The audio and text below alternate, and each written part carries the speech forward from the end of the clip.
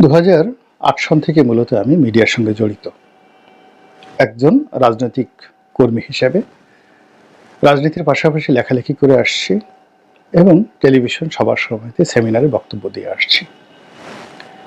আমার এই যে 2008 থেকে আজ পর্যন্ত এই যে সময়কাল, প্রায় প্রতিদিনই আমার বক্তব্য টেলিভিশন স্ক্রিনে থাকে, মোবাইলের স্ক্রিনে থাকে। তারপর আমার যে লেখালেখিগুলো এগুলো পত্রপত্রিকায় থাকে প্রায় প্রতিদিনই। আমার এই লেখালেখি আমি সবাইকে সমালোচনা করেছি। সেখানে আওয়ামী লীগ যখন ছিলাম, প্রধানমন্ত্রী শেখ হাসিনাকে নিয়ে সমালোচনা করেছি, নিষ্ঠুর সমালোচনা। কেমন সমালোচনা? যেমন ধরুন বলেছি যে প্রধানমন্ত্রী কোনো চেইন অফ কমান্ড নেই 2009 সনে, এবং সে সকল আবার সমালোচনা জাতীয় দৈনিকগুলো, তাও যেন তেন নয়, যুগান্তর, প্রথম আলো, এ সকল পত্রিকা একেবারে ব্যানার হেডলাইন, এমপি রনির অভিযোগ প্রধানমন্ত্রী শেখ হাসিনার চেইন অফ কমান্ড নেই।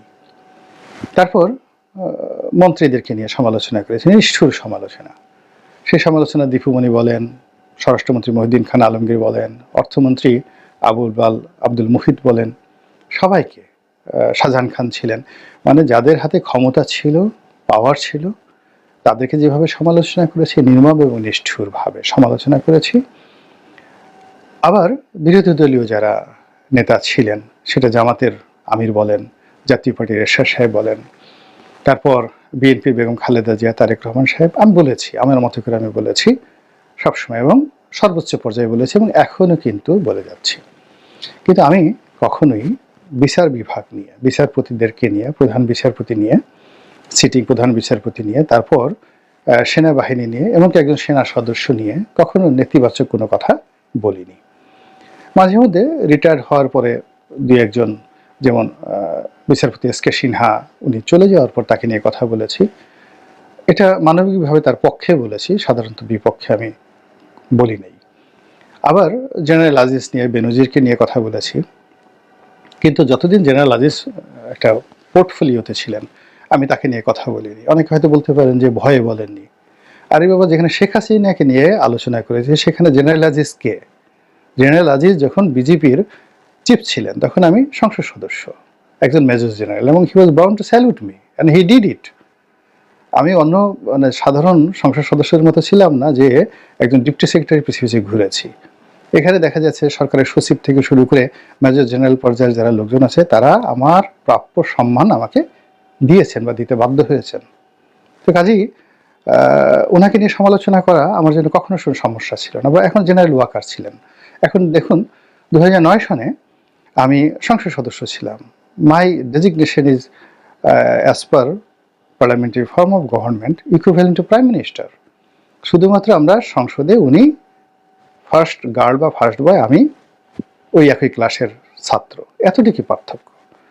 যে প্রোটোকল ওয়ারেন্ট অফ প্রেসিডেন্স দেখানো হয় সেখানে সংসদ সদস্যের ওয়ারেন্ট অফ প্রেসিডেন্স 13 নম্বর, কিন্তু এটা ঠিক নয়। সংসদীয় গণতন্ত্র যদি আপনি ধরেন, ইংল্যান্ডে যদি যান, তাহলে একজন সংসদীয় গণতন্ত্রের সংসদ সদস্যের মর্যাদা প্রধানমন্ত্রীর সমপর্যায়ের। প্রধানমন্ত্রী তাকে ডাকেন প্রিয় সহকর্মী, ডিয়ার কলিগ, আর সংসদ সদস্য প্রধানমন্ত্রীকে বলেন প্রিয় কলিগ। সেখানে সেনাবাহিনীর প্রধান বলেন কিংবা অন্য যে কোনো গুরুত্বপূর্ণ পদ বলেন, চিফ জাস্টিস বলেন, এরা সংসদ সদস্যের উপরে নয়, গণতান্ত্রিক বিধি ব্যবস্থাতে। কিন্তু আমাদের দেশে এরশাদ জামানাতে একটা প্রোটোকল করে এই জিনিসগুলো করা হয়েছে, এটা স্বৈরতান্ত্রিক একটি ব্যবস্থা। তো আমি যেহেতু জনগণের ভোটে নির্বাচিত হয়েছিলাম, সেহেতু সবসময় সেই জনগণের সমর্থন এবং পাবলিক ফিগার, ওই ইমেজটা বজায় রাখার চেষ্টা করেছি। এবং সেই কারণে হলো কি, নির্বিবাদে নিশ্চিন্তে বহু ক্ষমতাধর মানুষকে নিয়ে সমালোচনা করেছি।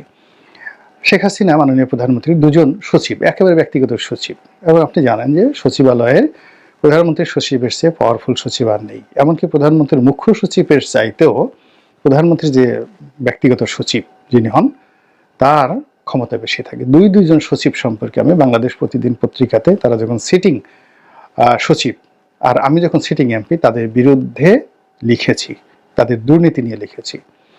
এবং লেখার ফলে এই দুজন সচিবকেই প্রধানমন্ত্রীর কার্যালয় ছাড়তে হয়েছে। কথাগুলো বললাম এই কারণে যে সেনাপ্রধানকে নিয়ে, সেনাবাহিনীকে নিয়ে কথা বলা আমার জন্য দুর্বলতা কোনো লক্ষণ নয়। আমি কেন বলিনি এই কারণে যে বিচার বিভাগ এবং সেনাবাহিনী দুটো বাংলাদেশের খুবই গুরুত্বপূর্ণ, সেন্সিটিভ, স্পর্শকাতর। এই দুটো জায়গা নিয়ে সবারই সতর্ক হওয়া উচিত কথা বলতে গেলে। তো এই কারণে আমি অনেক অভ্যন্তরীণ বিষয়াদি জানা সত্ত্বেও তাদেরকে নিয়ে ভিডিও কখনো করি না এবং করবও না।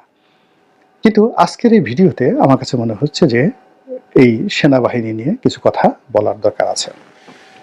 কেন? এখন সেনাবাহিনী সারা বাংলাদেশে ডিপ্লয় করা আছে। তারা পুলিশকে সহযোগিতা করছে, ছিনতাইকারী ধরছে, বিভিন্ন জায়গাতে দৌড়াদৌড়ি করছে, লাঠি দিয়ে পিটাচ্ছে।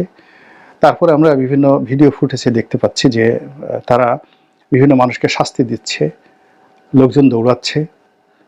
এরপর দুর্ঘটনার মধ্যে যেটা দেখতে পাচ্ছি যে সেনাবাহিনীর সঙ্গে জনগণ সরাসরি তর্ক বিতর্কে জড়াচ্ছে, অনেকের গালাগাল দিচ্ছে, মানে সেনাবাহিনীর সদস্যদেরকে গালাগাল দিচ্ছে এবং সেনাবাহিনীর সদস্যদের উপর এসিড নিক্ষেপ করা হয়েছে।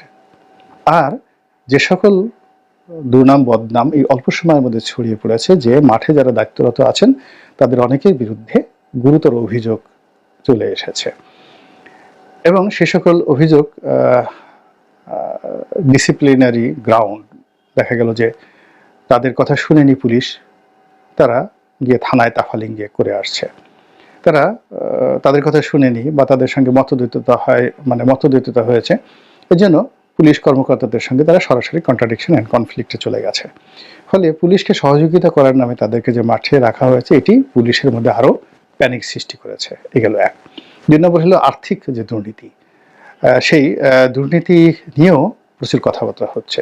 ৩ নম্বর হলো যে র্যাঙ্ক ব্যাজধারী বেশ কয়েকজন কর্মকর্তা, এটার আমি বললাম না, ব্রিগেডিয়ার সম পর্যায়ের এক কর্মকর্তার সম্পর্কে যে অভিযোগ আসছে, যে অভিযোগ মানে সাধারণত মানে পুলিশের বিরুদ্ধে আসে না এবং অতীতে কখনো সেনাবাহিনীর এই ব্রিগেডিয়ার সমপর্যায়ের কোনো কর্মকর্তার বিরুদ্ধে এই ধরনের অভিযোগ কখনো আসেনি।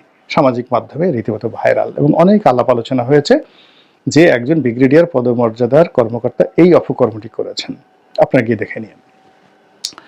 তো এখন আমি এই সেনাবাহিনী যখন মাঠে ছিল, তাদের ম্যাজিস্ট্রেসি পাওয়ার ছিল না, আমি উকালতি করেছি যে তাদের যদি মাঠে থাকতে হয় তাদেরকে ম্যাজিস্ট্রেসি পাওয়ার দিতে হবে এবং পরিপূর্ণ ক্ষমতা দিতে হবে। সরকার দিয়েছেন, কিন্তু সেই ম্যাজিস্ট্রেসি পাওয়ার খাটিয়ে তারা এখন পর্যন্ত কোনো উপকার করেছেন বা তেমন কোনো সফলতা দেখিয়েছেন আমি জানি না, আই ডোন্ট নো। এলাকার অনেক লোক অসহায়ভাবে চাঁদাবাজদের দ্বারা বিক্ষুব্ধ হয়ে তাদের কাছে যায়, তারা হা করে তাকিয়ে থাকে এবং তারা কোনো অ্যাকশনে যায় না। ফলে কি হচ্ছে, টেকনাফ থেকে তেঁতুলিয়া পর্যন্ত দিদারসে চাঁদাবাজি হচ্ছে আর তারা শুধু তাকিয়ে তাকিয়ে দেখছে। তো যখন সেনাবাহিনী মাঠে থাকছে তাদেরকে বেতন দিতে হচ্ছে, ভাতা দিতে হচ্ছে, তাদেরকে এর জন্য আলাদা আমাদেরকে পেমেন্ট করতে হচ্ছে এবং অনেক সেনা সদস্য এই শীতের মধ্যে তাঁবুতে বসে অনেক কষ্ট করছেন, কিন্তু আমাদের তো আউটপুট আসছে না। মধ্যখানে সেনাবাহিনী ইমেজ হারাচ্ছে, দ্বিতীয়ত জনগণের কাছে তাদের গ্রহণযোগ্যতা কমে গেছে এবং আগামীতে যে আমরা এই বাহিনীটিকে ব্যবহার করব, জনগণের যদি একবার ভয় ভেঙে যায়, যেটা 1/11-এর সময় হয়েছিল, ঢাকা বিশ্ববিদ্যালয় থেকে তাদেরকে রীতিমতো তাড়িয়ে দেওয়া হয়েছিল এবং এই ঘটনাগুলো যদি ঘটতে থাকে একের পর এক ঘটতে থাকে এবং সেই পরিস্থিতি তৈরি হয়ে গেছে। তো কাজেই আমি মনে করি যে এখন সেনাবাহিনীকে মাঠে রাখাটা কোনো অবস্থাতেই সেনা সদস্যদের জন্য এবং সেনা সদরের জন্য, মানে আর্মি হেডকোয়ার্টারের জন্য এবং এই বাহিনীর যারা সদস্য রয়েছেন, the member of the arm forces, তাদের জন্য কোনো অবস্থাতেই সম্মানজনক হবে না এবং দেশের জন্য কল্যাণকর হবে না। তবে হ্যাঁ, সরকার যদি মনে করে যে না তাদের থাকা উচিত, তাহলে জরুরি অবস্থা জারি করেন। মার্শাল্লাহ যে পূর্ব মুহূর্তে যেটা জরুরি অবস্থা হয়েছে সেটা জারি করেন এবং সেনাবাহিনীর কর্মকর্তাদেরকে কোর্ট পরিচালনা করার জন্য, কোর্ট মার্শাল করার জন্য তাদেরকে সুযোগ দিয়ে দেন। সামরিক আদালত বসবে এবং সেখানে তারা তাদের মতো দায়িত্ব পালন করবে এবং যারা এই দায়িত্ব পালন করতে পারবে না আপনি তাদেরকে শাস্তি দিবেন, কিন্তু এখন তো তাদেরকে কোনো অবস্থাতেই কোনো কাজের জন্য শাস্তির আওতায় আনা যাচ্ছে না। সদরও পারছে না এবং সরকারও পারছে না, মধ্যখানে তারা এই কাজগুলো করছে। এখন সরারদি উদ্যানে ফেন্সিডিল খাচ্ছে, সরারদি উদ্যানে গাঁজা খাচ্ছে। এখন গাঁজা ধরার জন্য পুলিশ যাচ্ছে না, এবং সেখানে সেনা সদস্যদেরকে পাঠানো হচ্ছে। এখন সেনা সদস্যরা যারা আছেন তারা ডাইরেক্ট গুলি করার জন্য, তারা লাঠি নিয়ে মারামারি করার জন্য কোনো অবস্থাতে উপযুক্ত না। আপনি দেখেন তাদের যে বুট, তারপর তাদের যে পোশাক, এরপরে তাদের ঘাড়ের যে একটা বন্দুক, ওই বন্দুকের ওজন, কোনো বন্দুকের ওজন তো 20 কেজির উপরে। 20 কেজির একটা বন্দুক, মাথায় ওরকম একটা হেলমেট, তারপরে অত 4-5 কেজি ওজনের পায়ে একটা বুট, এগুলো নিয়ে সে একটা অপরাধের পিছনে দৌড়াবে কি করে? এটা কি সম্ভব? এটা সম্ভব নয়। এই কাজের জন্য সেনাবাহিনীকে ট্রেন আপ করা হয় না। তো যা হোক, সেনাবাহিনীকে এই যে মাঠে যে আপৎকালীন সময় দেওয়া হয়েছিল, এখন সেটার ফলে আমাদের না ট্রাফিক ব্যবস্থার উন্নয়ন হয়েছে, না আইনশৃঙ্খলার উন্নতি হয়েছে, বরং অনেক কিছু অবনতি হয়েছে। এবং তার সঙ্গে সঙ্গে বাংলাদেশ সেনাবাহিনীর যে একটা মানে ঐতিহ্যবাহী রেপুটেশন ছিল, নেম ছিল, ফেম ছিল, এই পুরো জিনিসটি রীতিমতো মুখ থুবড়ে পড়েছে। এবং এই অবস্থায় যদি আরো কিছুদিন চলতে থাকে, তাহলে এখন পুলিশকে যেভাবে মানুষ ঠাট্টা করে ঠোলা ডাকে, তখন সেনাবাহিনীকেও এই বাঙালি কিন্তু সবসময় দেখবেন যে টিটকারি করতে, মানে যাকে বলে বাংলাদেশের লোকের কোনো অভাব নাই। তারা যে কোনো একটা নামের বিকৃতি করবে এবং বড় বড় মানুষকে উলঙ্গ করবে, ক্যারেক্টার অ্যাসাসিনেশন করবে। আপনি হাসিনাকে নিয়ে করেছে, খালেদাকে নিয়ে করেছে, এখন ইউনূস সাহেবকে নিয়ে এমন সব আজে বাজে জিনিস এখন ইন্টারনেটে ছেড়ে দিয়েছে। ইউনূস সাহেব নাচতেছেন, ইউনূস সাহেব গাইতেছেন, মানে কি না হচ্ছে। এটা হলো আমাদের দেশের একটা চিরাচরিত ফ্যান্টাসি। তারা যে কোনো মানুষকে নিয়ে এরকম ঠাট্টা করে। আপনি যাত্রাপালায় গিয়ে দেখবেন যে ওই যাত্রা গানের সময় যে প্রায় হতো আমাদের ওই সময়টাতে, বাঘ সেজে, মানুষ বাঘ সাজতো, বাঘ সেজে এসে সে হম্বিতম্বি করতো, বিড়ালের মতো আচরণ করতো। তো এরকম মানে বড় বড় চরিত্রকে হাস্যকর চরিত্রে পরিণত করার জন্য এই বাঙালির কোনো জড়ি নেই। তো সেই দিক থেকে সেনাবাহিনী, যাদের উপর আমাদের স্বাধীনতা সার্বভৌমত্ব রক্ষা করার দায়িত্ব, এবং সেনাবাহিনী একটা দেশের শান্তি এবং শৃঙ্খলা রক্ষার শেষ অস্ত্র। তো সেই অস্ত্রটিকে আমরা গত 4 মাস ধরে কেবলই মাত্র দেখাচ্ছি, এবং তারা সেই অস্ত্র নিয়ে ঘোরাফেরা করছে, এবং ঘোরাফেরা করতে করতে করতে করতে তারা অনেক ভুল করে ফেলছে, অনেক দুর্ঘটনার সাথে জড়িত হয়ে পড়েছে, তাদের অনেক ইমেজ নষ্ট হয়ে যাচ্ছে। এই অবস্থায় জাতীয় স্বার্থে একজন নাগরিক হিসেবে আমার নিবেদন সরকারের প্রতি, যে যদি ব্যবহার করতে চান তাদেরকে জরুরি অবস্থা দিয়ে ব্যবহার করেন, আর না হয় তাদেরকে ব্যারাকে ফিরে নিয়ে আসেন, এবং দরকার হলে আপনি 1 মাস পরে আবার তাদেরকে পাঠান। এতে করে একটা পরিবর্তন আসবে। কিন্তু তারা মাঠে আছে, কিন্তু মাঠে থেকে সুনির্দিষ্টভাবে তারা কিছুই করতে পারছে না। একজন মানে যাকে বলে চিহ্নিত চাঁদাবাজ, একজন গডফাদার। আগে আমরা সেনাবাহিনীকে এরশাদ আমলে কি দেখেছি, সেনাবাহিনী ধরেছে মানে বড় বড় মন্ত্রী পর্যায়ের নেতা, আওয়ামী লীগের, বিএনপির, যে কোনো দলের মন্ত্রী পর্যায়ের নেতা পায়খানা করে কাপড় চোপড় নষ্ট করে ফেলেছে সঙ্গে সঙ্গে মাঝ রাস্তার মধ্যে। সেনাবাহিনী ধরেছে, রাস্তায় খালি থামিয়েছে, গাড়িটা থামিয়েছে, সে নেমে জ্ঞান হারা হয়ে পড়েছে, সঙ্গে সঙ্গে সেন্সলেস হয়ে গেছে বড় বড় মানুষ।